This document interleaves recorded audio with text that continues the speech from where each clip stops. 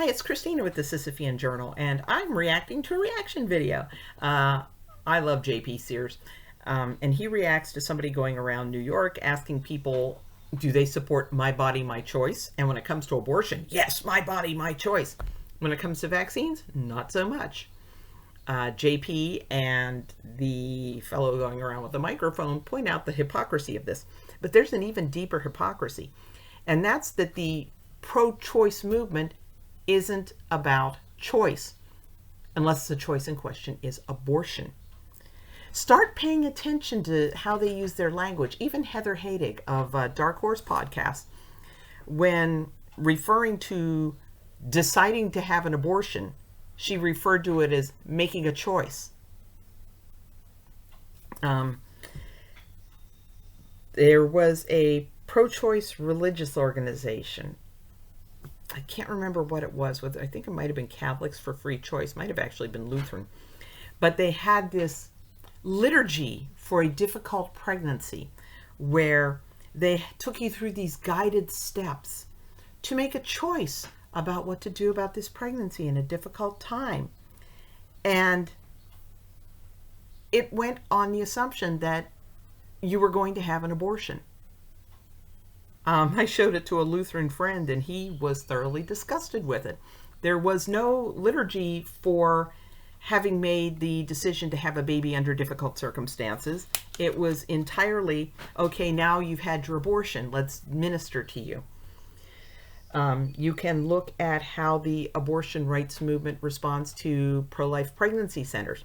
They absolutely hate them with the white hot intensity of 1,000 suns. Elizabeth Warren just said she wants them all shut down. No one should be allowed to torture pregnant persons this way. Yeah, I know, Liz. They should be allowed to torture them the accepted pro-choice way, you know, kind of reaching in, fishing around, trying to find the fetal head. Don't grab hold of it. Shove the forceps accidentally through the back of the uterus. Pull out a loop of bowel. Go, oops, sorry. Poke it back in. Send her home to bleed to death. That's the kind of torture that's good because it's choice. It's choice torture. But, you know, oh my God, baby formula, diapers, maternity clothes, cribs, car seats, help finding a job, help finding housing, help escaping an abusive relationship. Ah, the horror, the horror. Meanwhile, look at how they treat abortion pill reversal.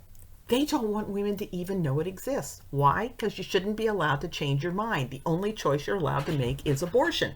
Once you call that clinic, they feel like you have a duty to follow through on the choice, which is always abortion.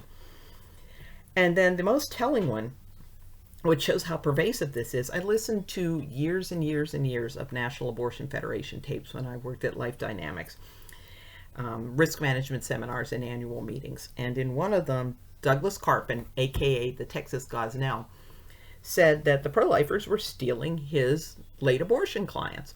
The women would come in, they do whatever counseling Carpin's clinic provided. They would get laminaria, which are little seaweed sticks, inserted, and those absorb moisture, swell up, dilate the cervix, so the next day Carpin can go in with a pair of forceps and pull the baby out in bloody chunks, maybe a loop of the woman's bowel, who knows, because you're allowed to torture women that way. I mean, pregnant persons. It's okay to torture them by, you know, ripping their innards apart with forceps. It's not okay to torture them with formula and baby clothes. But at any rate, he'd insert the laminaria on day one. The women would leave, talk to the pro-lifers outside, change their minds, go to a hospital or an OBGYN, get the laminaria taken out, and come back wanting a refund. Now, if it was about choice, the woman freely choosing what it is she wants, sorry about that, his fellow abortion providers would have said to him, well, obviously your pre-abortion counseling totally sucks if just walking outside and talking to a bunch of strangers after she's already traveled here, gone through the counseling, paid for the abortion, and had the first step done, she's changing her mind. Your counseling probably sucks. No, you know what they told him he should do? Make the women sign a contract agreeing that they will go through with the abortion even if they change their minds and don't want it anymore. The big hypocrisy is that the pro-choice movement, I'm not talking about ordinary pro-choice citizens, I'm talking about the movement, the activists, the politicians, the bureaucrats, the clinics, the people who make a living with this. It's not about choice. It's about abortion.